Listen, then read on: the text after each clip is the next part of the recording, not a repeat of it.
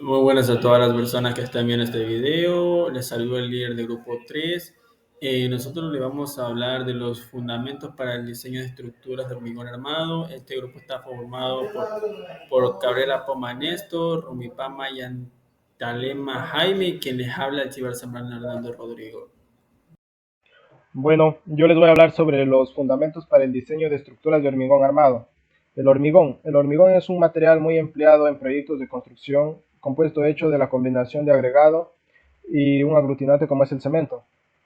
Existen diferentes tipos de hormigón, como es el hormigón ordinario, que es el más convencional y está compuesto por una mezcla de cemento, agua, arena y grava.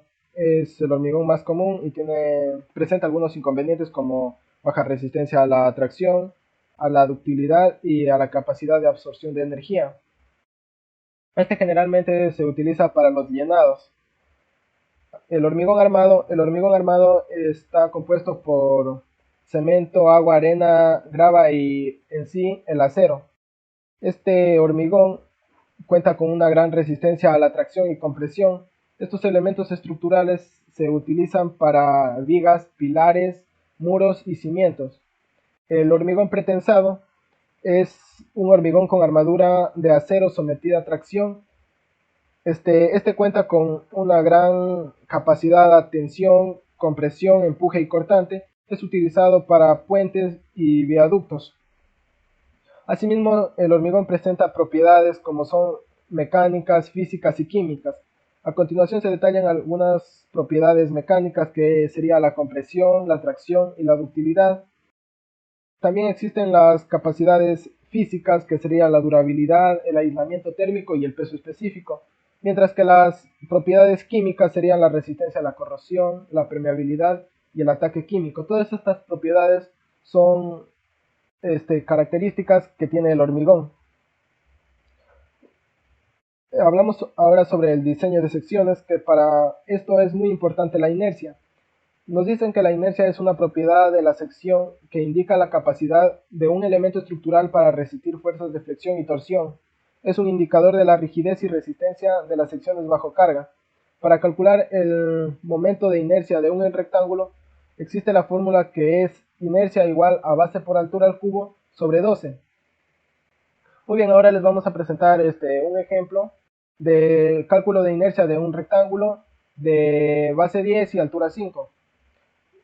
Con esto, con el centro de gravedad a la mitad de cada uno de ellos, que esto es fácil de calcular. Muy bien, la inercia nos dice que la fórmula en la inercia en X sería 1 sobre 12 por la base que sería 10 y por la altura que sería 5 está elevado al cubo, más el área que sería base por altura 10 por 5 y por la distancia al centro de gravedad, que sería en el eje de la X, que sería 5 dividido entre 2, está elevado al cuadrado. Calculado todo esto, hecho en la calculadora, nos dice que la inercia es igual a 416.66. Para la inercia en Y nos dice la fórmula que es igual a 1 sobre 12 por en este caso sería la base 5 por 10 elevada al cubo, más el área que vendría a ser lo mismo del anterior, 10 por 5, y por, en este caso, la distancia, que en este caso sería la distancia hacia el eje de la Y, que sería 10 dividido para 2 elevado al cuadrado. Resuelto todo esto, nos sale que la inercia en Y es igual a 1666.67. Análisis de carga de esfuerzos. En este tema se va a abarcar varios tipos de cargas, que son cargas permanentes. Son aquellos que actúan de forma constante durante la vida útil de una estructura, como por ejemplo el peso propio de una viga de hormigón de un edificio. Hay otro tipo, que son las cargas variables. Cambian de magnitud o posición con el tiempo. Eso como ejemplo, dice que la carga generada por los muebles en un salón o por las personas en un estadio. Eso es un ejemplar. Otro tipo, las cargas accidentales. ¿Qué son las cargas accidentales? Dice que ocurren de forma imprevista o temporales. Eh, Como por ejemplo la fuerza ejercida por un terremoto o el impacto de un vehículo contra una estructura. Vemos en las imágenes que son fallas accidentales, ¿no? Que es de los puentes, ya sea edificación o columnas o vigas, eh, que son cargas accidentales. El análisis de los esfuerzos de una estructura de un hormigón armado dice que es el proceso mediante la cual se evalúan las tensiones, deformaciones y fuerzas internas, como momentos flectores, fuerzas axiales cortantes que actúan sobre la estructura hecha de hormigón reforzado en barras de acero. Eh, en este ejemplo digo que en una losa de hormigón de un puente se analizan los esfuerzos de atracción y compresión generados por el paso de vehículos o los esfuerzos de compresión soportados por el hormigón, mientras que de la atracción son soportados por el acero de refuerzo. Em, el cálculo de esfuerzos, como son el cálculo de flexión. El esfuerzo de flexión es el esfuerzo que ocurre cuando el elemento está sometido a un momento flector, como por ejemplo una viga de hormigón en un voladizo que sostiene a un balcón. En la imagen podemos ver diversos ejemplares. Otro es de la torsión. Ocurre cuando el elemento estructural experimenta un par que lo hace girar. Como podemos observar en la imagen, es un ejemplar que, que un objeto, ya sea comúnmente le conocemos una toalla o una tela, sostenemos con la mano derecha e izquierda, ejercemos movimientos aleatorios y así ejercemos la torsión. O también un ejemplo con una columna de hormigón que soporta el brazo giratorio en un muelle de carga.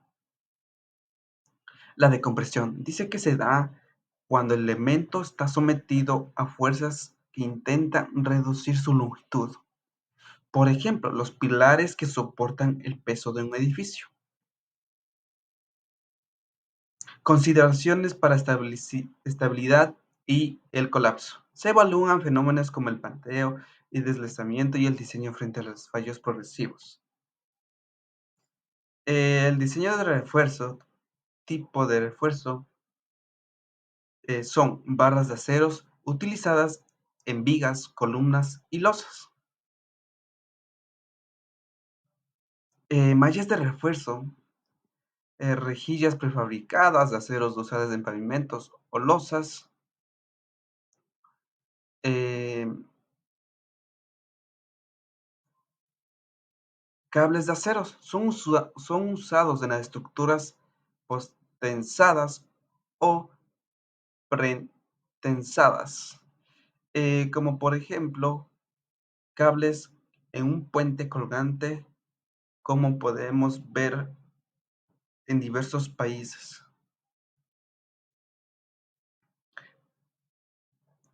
Cálculo de áreas de refuerzo es necesario.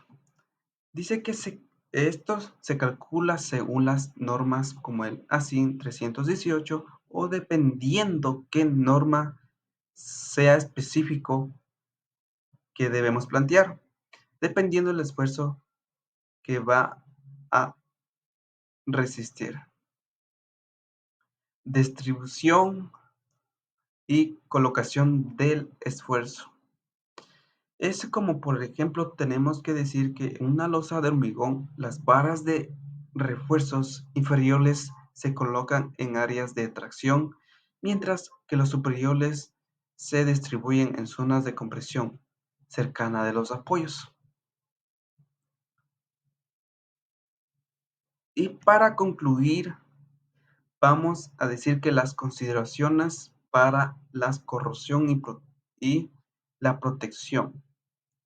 Es fundamental proteger el acero de agentes corrosivos mediante recubrimiento de hormigón adecuados y aditivos.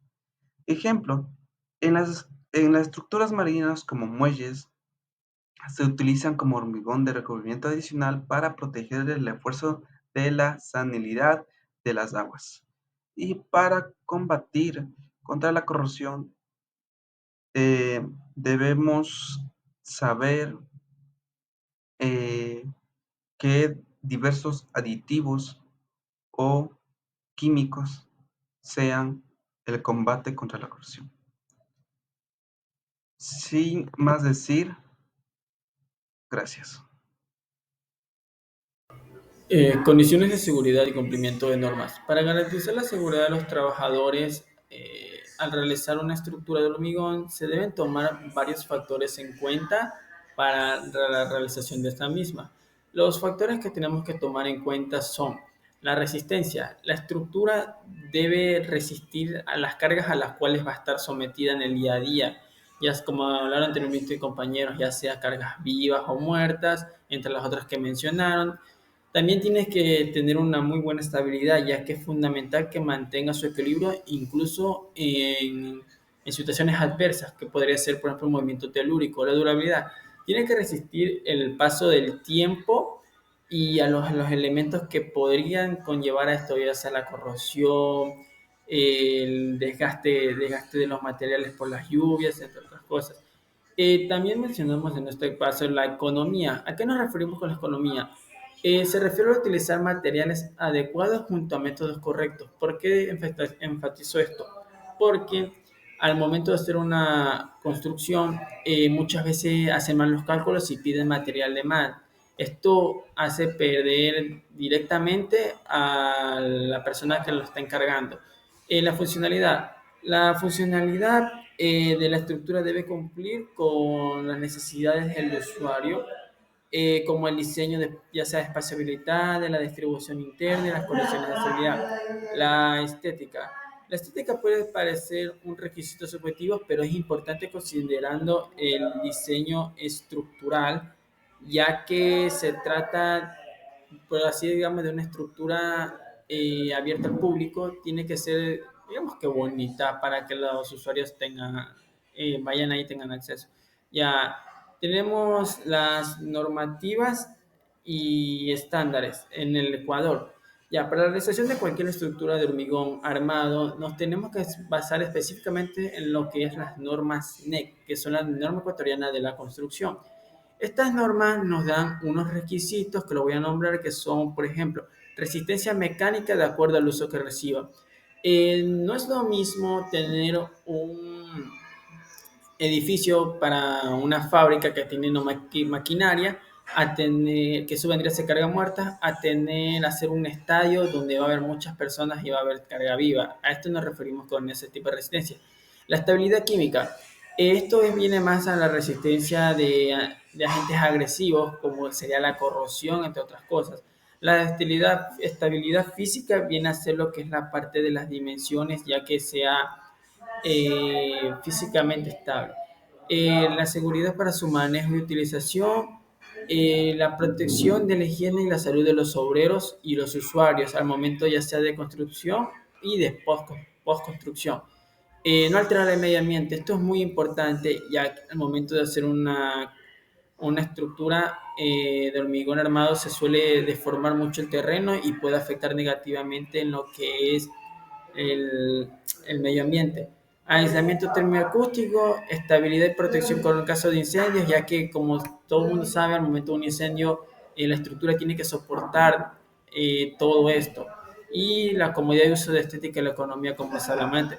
Para la realización de estos tipos de estructuras se tiene que tener en cuenta la durabilidad del hormigón y en este caso la mayoría de veces se basa en las normas NEC, que vendría a ser en este caso la NEC CHM 3.2, que para asegurar la vida útil de un hormigón, el cemento hidráulico se debe tener ciertas precauciones y cuidados para llegar a la calidad suficiente del material y que éste responda a las exigencias de la obra, como resistencia mecánica, resistencia a agentes agresivos y la intemperie. Ya, la calidad de hormigón. En esta parte tenemos lo que es la dosificación de mezcla de hormigón, debe cumplir ciertos requisitos. ¿A qué me refiero con esto? Tiene que resistir la consistencia y manejabilidad con el objetivo de la mezcla de hormigón y puede distribuirse adecuadamente. Normalmente para verificar lo que es la calidad del hormigón se suelen hacer ensayos según las normas NEC, en cuales se hacen unos cilindros y se prueba su resistencia a presiones. Se busca el fallo de la ruptura para tener una idea, según mediante cálculos, cuánto puede soportar el tipo de hormigón que estén mezclando. Esto también se usa para lo que probar la resistencia a ambientes expuestos en laboratorios y, y como dicen, cumplimiento de todos los ensayos de hormigón. Como ya dije anteriormente, tienen que realizar estos ensayos sí o sí para evitar futuros inconvenientes. Bueno, esto es toda la presentación del grupo 2 y gracias.